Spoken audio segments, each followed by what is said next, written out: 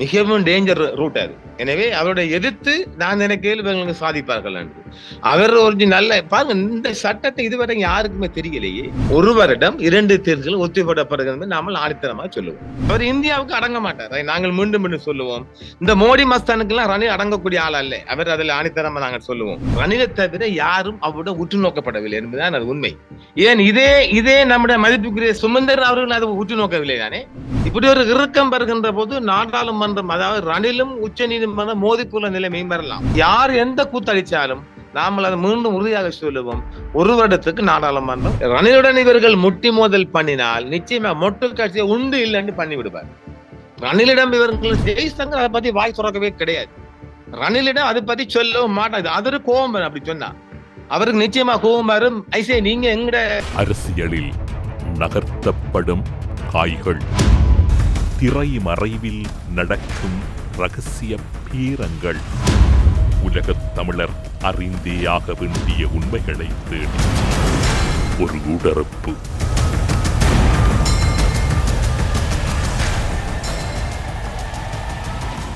இலங்கையில் இருக்கும் அரசியல் ஆய்வாளர் நிலாம்டீன் அவர்களை ஊடறுப்பு நிகழ்ச்சியோடு இணைத்திருக்கின்றோம். ஊடறுப்பு நிகழ்ச்சியின் சார்பில் உங்களை வரவேற்பதில் மகிழ்ச்சி. வணக்கம். வணக்கம் தமிழ், வணக்கம் நேர்களே. முன்னர் குறிப்பிட்டீர்கள், உள்ளூராட்சி தேர்தல்கள் இடம்பெறுவதற்கு வாய்ப்புகள் இருக்கின்றனவா என்கின்ற கேள்வி இலங்கையில் உக்கிரமடைந்த நிலையில் அந்த காலப்பகுதியில் அதனுடைய வாய்ப்புகள் இல்லை என்று கூறினீர்கள். பலர் வாய்ப்புகள் இருக்கின்றன, இலங்கையின் சட்டங்களுக்குட்பட்டு அவற்றை தவிர்க்க முடியாது என்று கூறினார்கள். ஆனால் இப்போது ஜனாதிபதி தேர்தல் இடம்பெறுமா இல்லையா என்கின்ற வாதம் இலங்கையில் முக்கியத்துவம் பெற்றிருக்கின்றது. குறிப்பாக சொல்ல போனால் அதனை இல்லை என்கின்ற ஒரு குறைந்த சாராரும் வைக்க முடியும், கட்டாயம் வைக்க வேண்டும், அரசியல் யாப்பு மீறலாக இடம்பெற்றுவிடும், அதனை ஜனாதிபதி ரணில் விக்ரமசிங்கே தெரிவு செய்யப்பட்ட ஜனாதிபதி அல்ல, அவர் மக்கள் பிரதிநிதி அல்ல என்கின்ற வாதமும் முன்வைக்கப்படுகின்றது. உங்களுடைய பார்வையில் ஜனாதிபதி தேர்தல் இடம்பெறுமா இல்லையா? நிச்சயமாக இடம்பெறாது. அதை நாங்கள் மீண்டும் மீண்டும் அடித்து சொல்லுவோம். நிச்சயம் நாங்கள் மீண்டும் பதிவு செய்கின்றோம். தான் தோல்வி பெறும் ஒரு தேர்தலுக்கு அவர் செல்ல மாட்டார். அதனால் நிச்சயமாக இடம்பெற வாய்ப்பில்லை. 2 தேர்தல்களையும், பொது தேர்தல் மற்றும் ஜனாதிபதி தேர்தலை 2 நாள் குறைவாக ஒரு வருடம், அதாவது 11 மாதம் 29 நாட்கள் பிந்தி போடக்கூடிய அரசியல் யாப்பில் இடம் இருக்கின்றது. 2015 19வது திருத்தத்தில் 83 பி அல்லது ஆவண பிரிவின் கீழ் அந்த சட்டம் இருக்கின்றது. அதை அறிந்தவர்கள் பார்க்கலாம். இதை கூட ரணில் அவர்கள் தனக்கு எப்போதாவது ஒரு தேவை வரும் என்று ஒரு தூரநோக்கு சிந்தனையுடன் ஒரு நரித்தந்திரமாகவே கையாண்டு இருக்கின்றார். அதனால் ஒரு வருடம், நாங்கள் ஏற்கனவே சொன்னது போன்று 2 நாள் குறைவாக ஒரு வருடத்திற்கு 2 தேர்தல்களும் ஒத்தி போடப்படுகின்றது, பின்போடப்படுகின்றது. ஆனால் ஒரு விடயம், இவர் பின்கதவால் வந்தவர் அல்ல. அதாவது ஒரு நாட்டில் ஒரு ஒரு துவேஷம் கொண்ட கோட்டையன் தனக்கு இயலாது முடியாது என்று எல்லோருமே கேட்டிருந்தார். எல்லோரும் இப்போது இவரை குறை கூறுபவர்கள் என்றால் எல்லோரும் கூட தனக்கு முடியாது, ஏன் சரத் பொன்சேகா கூட கேட்டிருந்தார், பிரதமரா பாரம் பண்ணுங்கள, அவரு ஏழாண்டு மாட்டேன் என்று சொன்னவர். சஜித் பிரேமதாச ஏழாண்டு சொன்னவர். எல்லோரும் இயலாது முடியாது என்று சொன்னபோது தானாக நொன்பு அந்த எடுத்தவர் தான் ரணில். இதை கூட சொல்ல போன ரணிலுக்கு ஆதரவு இல்லை. இது உண்மை நிலை. அவர் தனக்கு ஏழும் என்று பாரம் எடுத்து அவருக்கு நேரம் நல்லா இருந்தது. எல்லா சந்தர்ப்பம் அமைந்த போது இந்த போலின் எல்லாம் நில்லாம போயிடுது. எனவே அவர் பின்கதவால் வந்தவர் என்றதை எல்லோரும் அதை ஏற்றுக்கொள்ள. அவர் நேரடியாகத்தான் வந்தவர். மக்கள் ஆணை மூலம் வந்தவர் அல்ல, சரியாக மென்ஷன் பண்ண வேணும். அவர் மக்கள் ஆணை பெற்று வரவில்லை. ஒரு இயலாது முடியாது என்று கோட்டையர், ஒரு அரசியல் அனுபவம் இல்லாத ஒரு மோடையர் போன்று ஆட்சி செய்திருந்தார். தனக்கு இயலாண்டார். மக்கள் கூட்டம் அவரை விரட்டப் போகின்றது. ஜல்லிக்கட்டுடைய மெரினா, தமிழ்நாடு மெரினா, சென்னையில் மெரினா மக்கள் கூட்டம் போன்று ஒரு கூட்டம் கூட போகும்னா விரட்டப்படுவேன் நாங்க சொல்லியிருந்தோம். எனவே அது போன்றுதான். எனவே அவர் தேர்தல் ஒத்தி போடுகின்றார். ஆங்காங்கு சில கூட்டங்கள், அநேகமாக ஒரு சிறிது ஆர்ப்பாட்டங்கள், கொழும்பு ரயில்வே, கோட்டை புகைந்து ரயில்வே முன்கள் கூட போகின்றார்கள். அதுக்கு ஒரு எதிர்ப்பு வரத்தான் போகுது. ஆனால் நிச்சயமாக அது ஒரு பெரிய கிரவுட் கூட்டமாக வராது. அது சரியாக திகதி வருகின்ற போது அக்டோபர் அல்லது செப்டம்பர், அக்டோபர் தான் இதை அறிவிக்க போகின்றார்கள். ஒரு வருடம் போஸ்ட்போன் பண்ணப்பட. ஒரு வருடம் இந்த தேர்தலை பிற்போடுவதனால் இலங்கையில் சட்டம் ஒழுங்கு சீர்குலையும், அதற்கான வாய்ப்புகள் அதிகம் இருப்பதாகவும் கூறப்படுகின்றது. அதற்கு வாய்ப்பு இல்லை இல்லை இல்லை இல்லை நிச்சயமாக சட்டம் ஒழுங்கு எந்த ஒரு நிலைமையிலும் குறைய வாய்ப்பில்லை. சட்டம் சட்டமாகவே இருக்கு. முப்படைகளுக்குமான அதிகாரம் கொடுப்பார். ஆனால் சில வேளை ஜேவிபி, அதாவது ஜேவிபி தான் கூடாக நாட்டில் சில பகுதிகள் அப்படி அவர்கள் பண்ணுவார்கள். ஆனால் அதற்கான வாய்ப்பு ஆங்காங்கு ஜேவிபி சில எதிர்ப்பை காட்டுவார்கள். அதாவது கொழும்பில் மாத்திரம்தான். எனவே அது ஒரே நாளில் அமுக்கப்படும். மேலதிகமாக நாடு முழுவதும் அது பரவக்கூடிய வாய்ப்பே கிடையாது. எனவே ஒரு வருடம் 2 தேர்தல்கள் ஒத்திவைக்கப்படுகிறது நாமல் ஆணித்தரமாக சொல்லுவோம். இப்போது பொது எதிரணியில் இருக்கக்கூடிய சஜித் பிரேமதாச, அனுரகுமார திசாநாயக்க போன்றவர்கள் எல்லாம் ஜனநாயக மீறல், ஜனநாயகத்துக்கு எதிராக இந்த தேர்தலை தவிர்ப்பதானது ரணில் செய்கின்ற ஜனநாயகத்துக்கு விரோதமான செயற்பாடு என்று கூறப்படுகின்றது. அவர்கள் அவ்வாறு கூறுகின்ற போது சர்வதேச நாடுகளும் இந்தியாவும் இதனை ஆதரிக்கும். இல்ல, இவர் ரணிலை பொறுத்தவரை அவர் எதையுமே பலாத்காரமாக செய்யவில்லை. சட்டத்தில் இடம் இருக்கின்றது இல்லையா? அப்ப உள்நாட்டு சட்டம் என்று வருகின்ற போது யாரும் அதில் ஐநா மன்றமோ இந்தியாவோ, அவர் இந்தியாவுக்கு அடங்க மாட்டார். அதை நாங்கள் மீண்டும் மீண்டும் சொல்லுவோம். இந்த மோடி மஸ்தானுக்கு எல்லாம் ரணில் அடங்கக்கூடிய ஆள் அல்ல. அவர் அதில் ஆணித்தரமா நாங்கள் சொல்லுவோம். அது எங்களது நாட்டு இறைமைக்குள் இவங்க பொறுத்துக்கு எந்த அதிகாரமும் கிடையாது. முதலாவது பிரச்சனை. எனவே அவர் அதையெல்லாம் அடித்து நொறுக்குவார். அதெல்லாம் அப்படி ஒன்று வர வாய்ப்பு இல்லை என்றால் சட்டப்படி செய்கின்றார். இலங்கை ஜனநாயக முறைப்படி அவர் டெமோக்ரஸியை கொண்டு போறதால அது நிச்சயமாக எந்த ஒரு மாற்றமும் வரப்போறல. அந்நிய நாடுகள் எங்களுக்கு சட்டங்கள் தலையிடவும் முடியாது. முதலாவது பிரச்சனை. இதே கூட ரணிலுக்கு வக்காலத்தங்கெல்லாம் நான் சொல்வது நிஜமான உண்மைகள். எனவே அந்நிய நாடுகள் சட்டத்துக்கு எதிராக மனித உரிமை மீறல்கள் அல்லது ரசிசம் வருகின்ற போது அதை கேட்கலாம், தட்டி கேட்க நியாயம் இருக்கின்றது. அரசியல் யாப்பில் அப்படியான ஒரு ஒரு ஒரு ஒரு சுழுக்கு நெழுக்கை அவர் செய்திருக்கின்றார். அது இவர் தான் செய்திருக்கின்றார். தனக்கு எப்போதாவது தேவைப்படும் என்று. அதைத்தான் எப்போதும் தான் ஆட்சியில் வருகின்ற போது தனக்கு எப்போதாவது தேவைப்படும் என்றுதான் இந்த மாதிரி ஒரு ஒரு ஒரு தந்திரமான விளையாட்டை காட்டியிருக்கின்றனர். இதெல்லாம் ஒரு திறமை. இது வக்கீல்களின் வாத திறமை, வக்கீல்களின் நீதிமன்றங்களில் வக்கீல்களின் வாத திறமை போன்ற ஒரு விடயம்தான். இது ஜனநாயக விரோதம் என்று நாங்கள் எல்லா தேர்தலை எதிர்பார்க்கின்ற நாங்கள்லாம் அது ஜனநாயக விரோதம் அல்ல. சட்டத்தில் இடம் ஒன்று இருப்பதால் இவங்கள் வந்து ஒன்றும் கிழிக்க மாட்டார்கள் என்பதனால் சஜித் வந்து ஒன்றும் கிழிக்க போறதில்லை, அங்க ஒன்றும் நடக்க போறதும் இல்லை. சும்மா அதனால் இது இந்த பஞ்ச நிலைமை ஓரளவு சரி கட்டுவதற்காக இந்த ஒரு வருடமாவது அவர் அதை செய்வார் தான் நாங்கள் பார்க்கின்றோம். ஆனால் இப்போது இருக்கின்ற நாட்டின் சட்ட திட்டங்களுக்கு உட்பட்டு இவற்றினை ரணில் செய்வதற்கு முயற்சி செய்வார். நிச்சயமாக அவர் இப்ப கடந்த வாரமே சாகல ரெட்நாயக் அவர் பாதுகாப்பு ஆலோசகர் ஜனாதிபதி செயலகத்தின் பிரதானி சாகல ரெட்நாயக்கிடம் அழைத்து 2 விதமான நகர்வை செய்திருக்க. ஒன்று சர்வஜன வாக்கெடுப்பு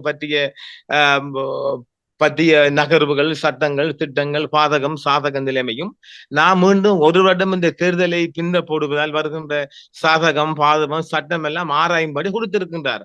அவர் தொடர்ந்து சில உயர்மட்டங்களை பேசி வருகின்றார். இறுதியாக அவர்கள் சரியான நாளும் நேரமும் நெருங்குகின்ற போது கேஸ் பீன் போஸ்ட்போன் செல்ல போகின்றார்கள். எனவே அது ஒரு பெரியது. இப்ப நாங்கள் மக்கள் எங்காவது தேர்தல் இப்ப ஒன்று நிலைமை பாருங்கள், இலங்கை நாட்டுக்குள் எங்காவது மக்கள் தேர்தல் நடத்த வேண்டும் என்று எந்த ஒரு ஆர்ப்பாட்டம் இதுவரையும் செய்யவில்லை. அதை நாங்கள் சரியாக நீங்க மென்ஷன் பண்ணி பாருங்கள், உற்று நோக்கி பாருங்கள். அது அந்த வாய்ப்பை செல்லவில்லை.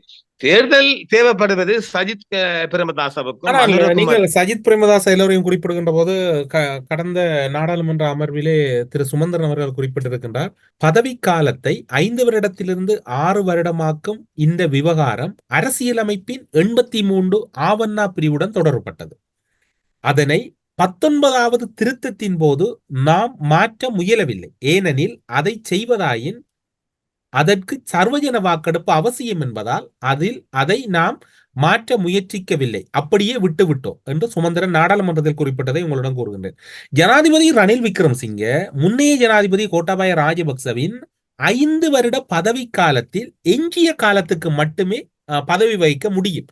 இப்போதைய சூழ்நிலை நாடாளுமன்றத்தில் உள்ள எம்பிக்களுக்கு அவர்கள் ஒரு முழு நாடாளுமன்ற பதவிக்காலம் எம்பியாக தொடர்வதற்கு உறுதியளிப்பதன் மூலம் அவர்களுக்கு ஓய்வூதியம் பெற பிற வசதிகள் கிடைக்க செய்யலாம் என்ற கையூட்டலை காட்டி அதை பயன்படுத்தி அவர்களை வளைத்து பிடித்து தமது பதவி நீடிக்கும் எம்பிக்களில் 3/2 பங்கினர் ஆதரவை பெற ஜனாதிபதி திட்டமிடுகின்றார்.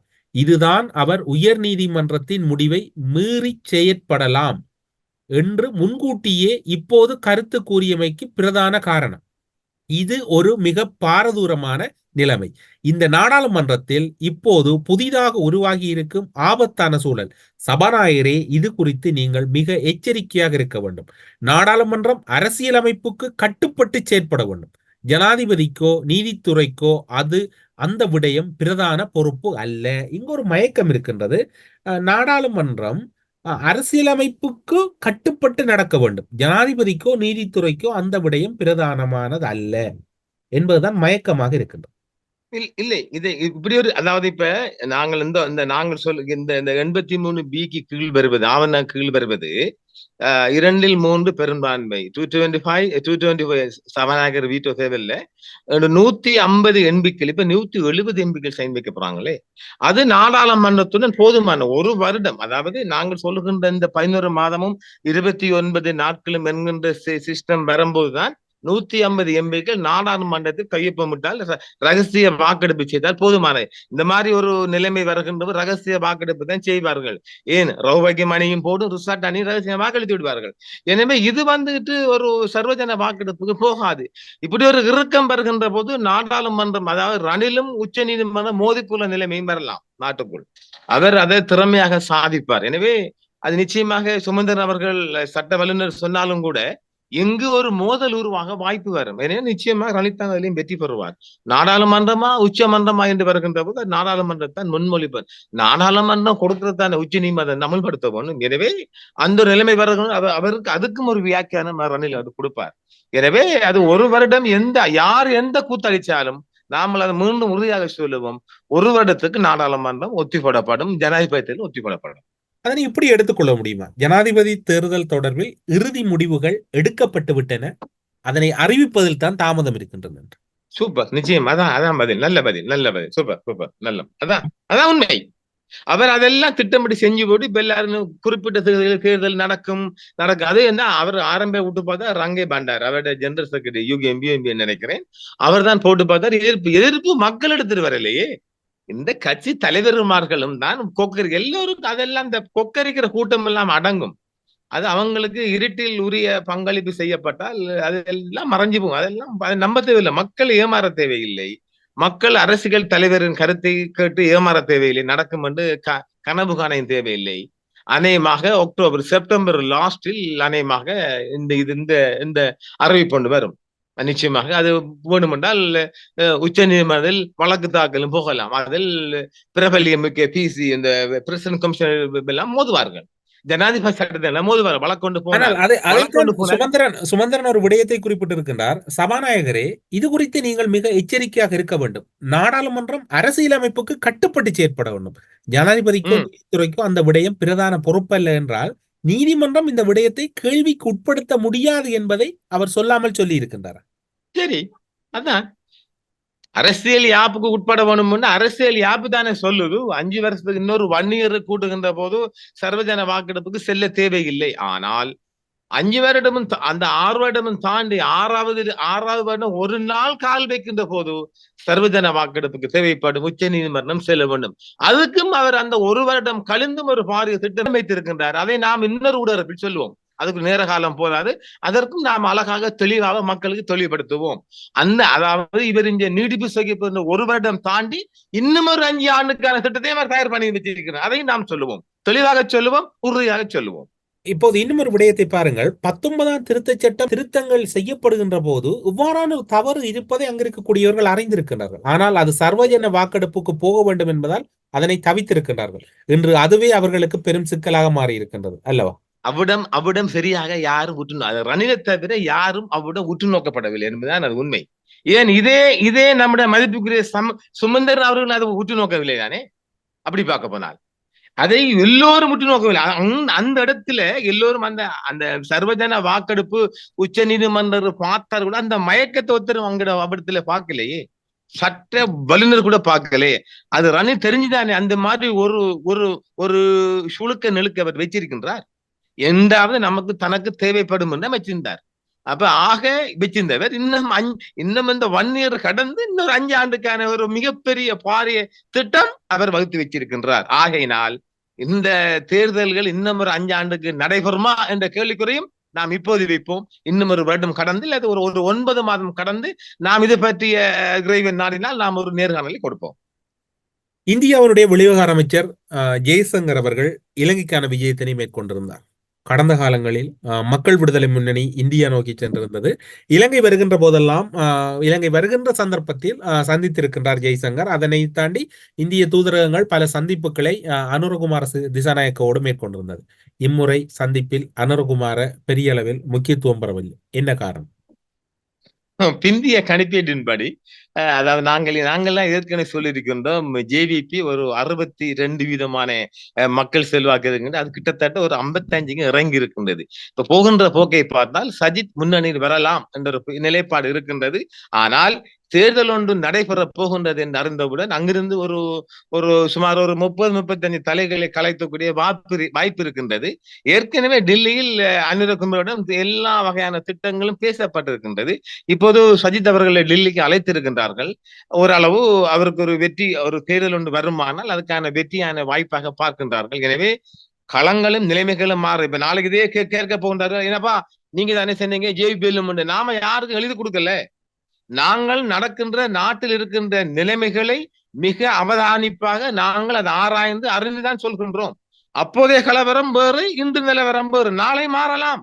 இதே சஜித்துக்கு ஆதரவு இருக்கின்ற நிலைமைகள் ரணிலின் மிகப்பெரிய அறிவுபூர்வமான வேலைகளால் அது நகரலாம். எனவே இந்தியா அவர் ஃபாரின் மினிஸ்டர் வந்திருக்கிறார், பார்த்திருக்கிறார். வாங்க, அது அவருடைய திட்டம் என்னென்றால், யாரு ஆட்சி அமைத்தால் அவர்கள் சொல்ல போன விடயம் என்னென்றால், பெட்ரோலிய குழாய் மற்றும் புதுப்பிக்கத்தக்க எரிசக்தி திட்டங்கள் நிறைவேற்றப்பட வேண்டும். பக்கத்து நாடுகளான பங்களாதேஷ் போன்ற நாடுகள் திட்டங்கள் இருக்கின்றது.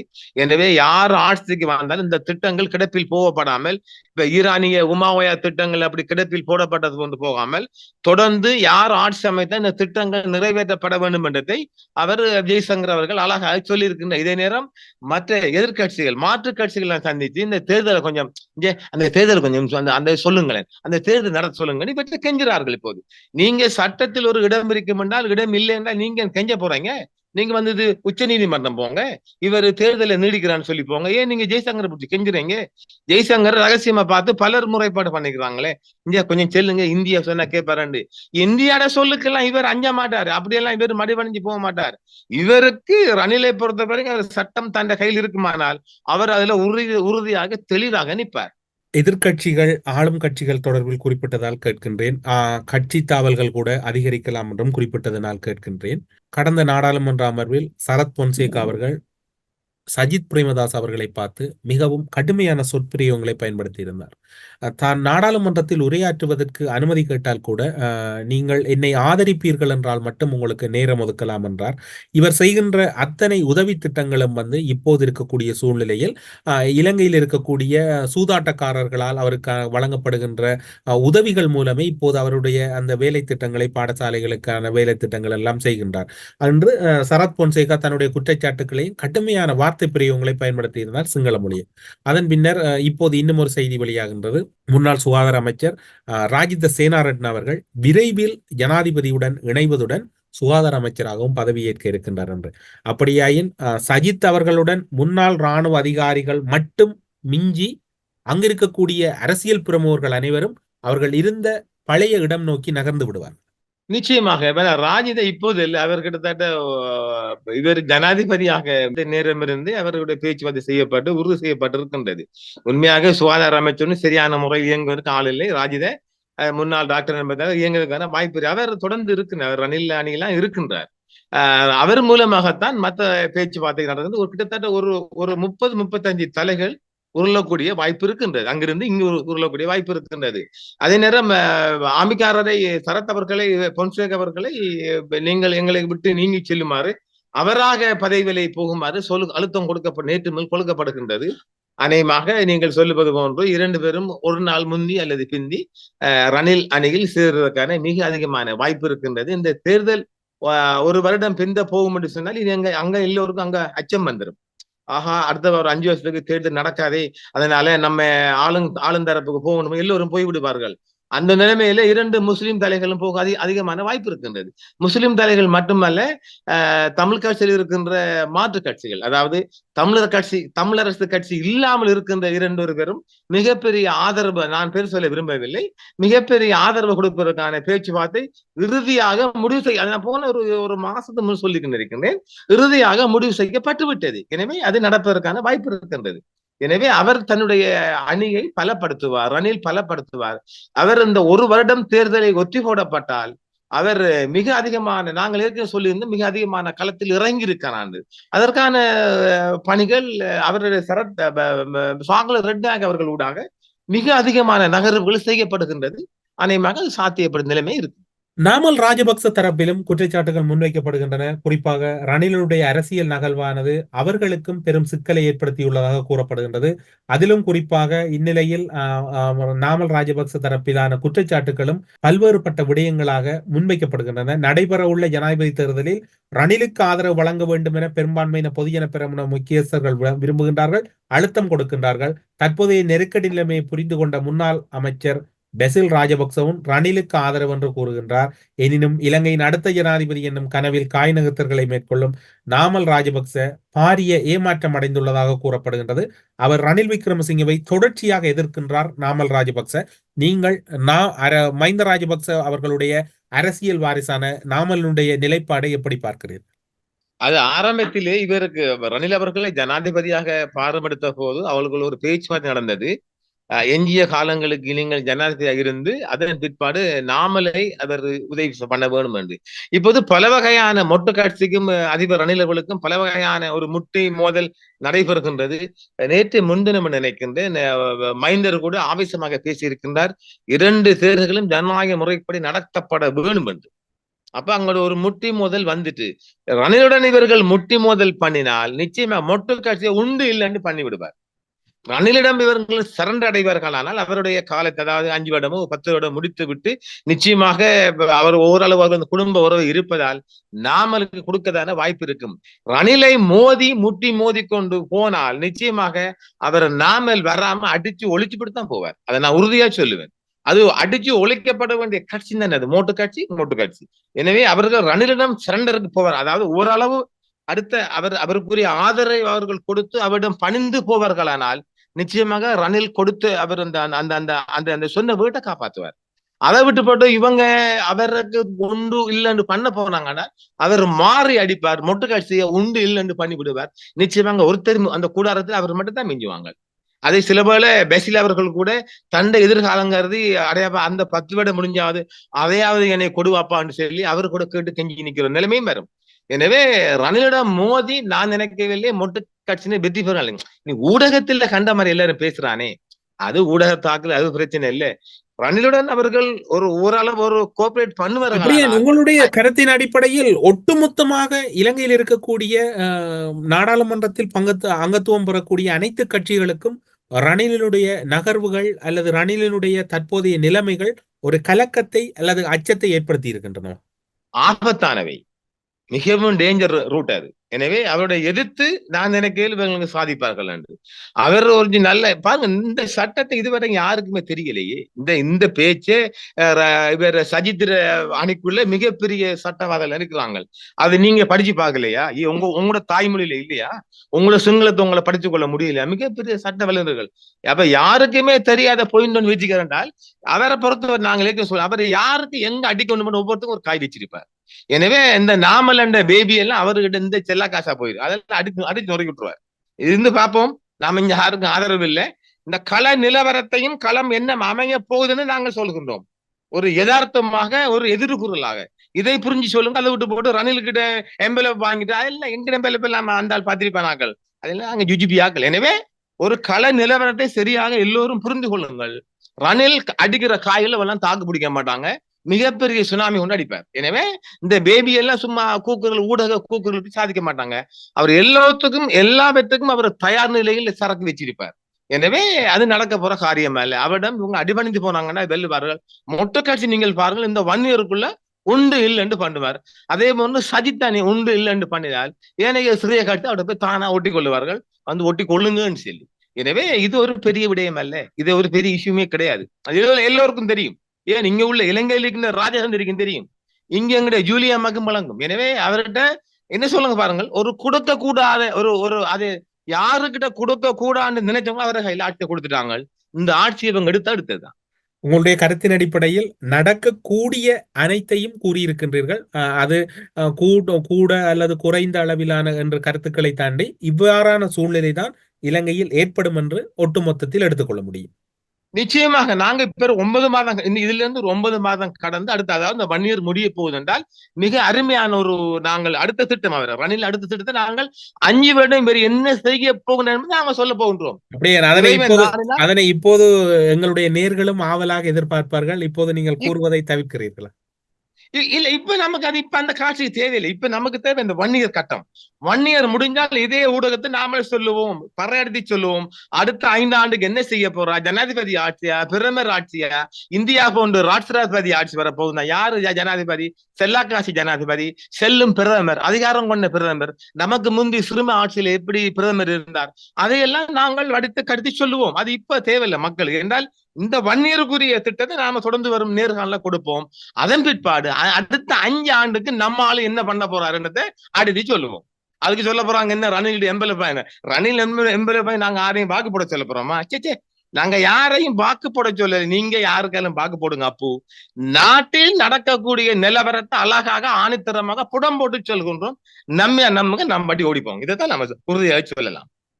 நீங்கள் முன்னர் குறிப்பிட்டீர்கள், ஜெய்சங்கரிடம் பலர் ரகசியமாக கூட தேர்தலை வைக்கும்படியான அழுத்தங்களை கூறினார்கள் என்று.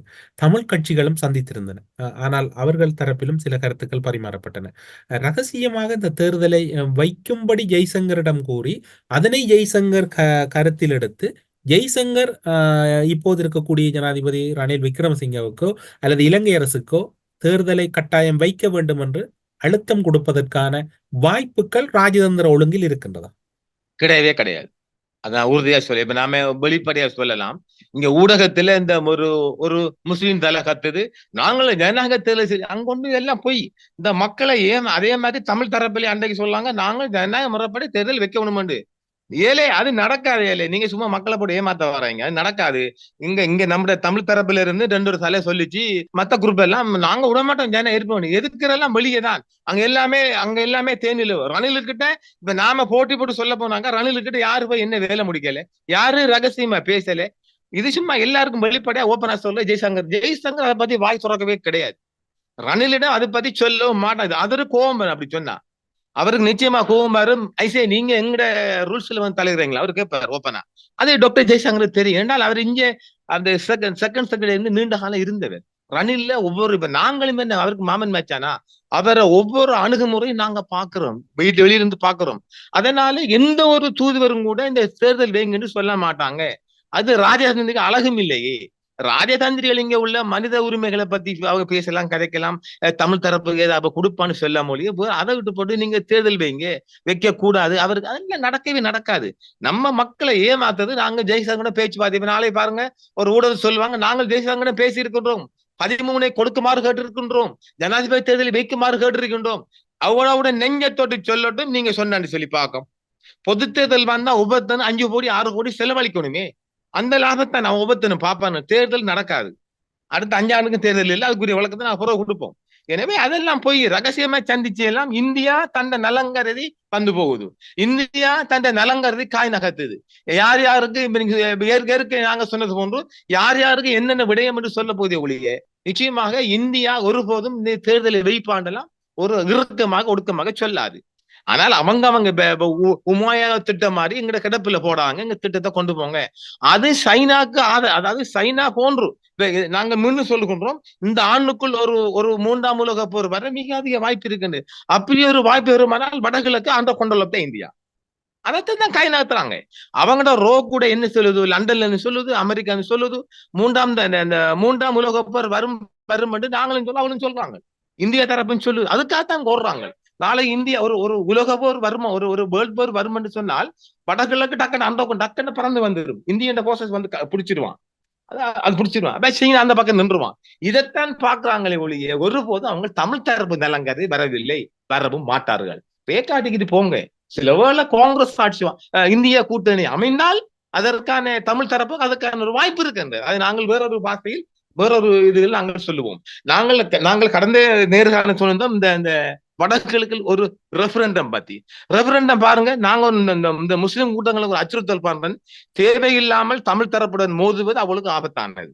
இந்த தமிழ் மக்களுடன் மோதுவதும் ஆபத்தானது. ஏனென்றால் இப்போது அமெரிக்காவிலிருந்து நாளான ஒவ்வொரு நாளும் இந்த ரெஃபரண்டம் பத்தி மிக அதிகமான நகர்வு நடந்து வருகின்றது. மிகப்பெரிய பாதகத்தையும் சேதத்தை முஸ்லிம்களுக்கு ஏற்படுத்தும். முஸ்லிம்கள் ஒரு காலமும் தமிழ் மக்களுடன் முருகல் இல்லாமல் அதுக்கும் சொல்லுவாங்க வேற வருத்தல். அது அழகான சமாதான முறையில் வாழுது நல்ல. இந்த வீரமனை பக்கம் எல்லாம் அவர்கள் டவர் அடிச்சா உங்களுக்கு என்ன பிரச்சனை? தமிழ் மக்கள் தமிழ் பூமியில் அவர்களுக்கான இது இந்த டவர் எல்லாம் அடிச்சா உங்களுக்கு என்ன பிரச்சனை? அது மிகப்பெரிய முட்டி மோதலையும் சேதத்தையும் கொண்டு வருவதை அடிச்சு ஆணித்தரமாக சொல்லுவேன்.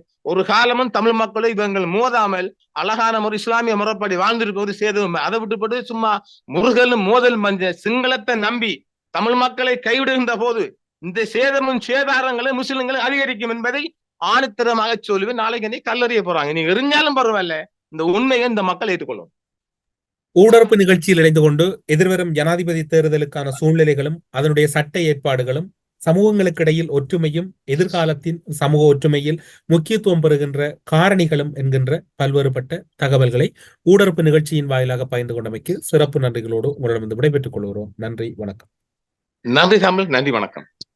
அரசியலில் நகர்த்தப்படும் காய்கள், திரைமறைவில் நடக்கும் ரகசிய பீரங்கள், உலகத் தமிழர் அறிந்தேயாக வேண்டிய உண்மைகளை தேடி ஒரு ஊடரப்பு.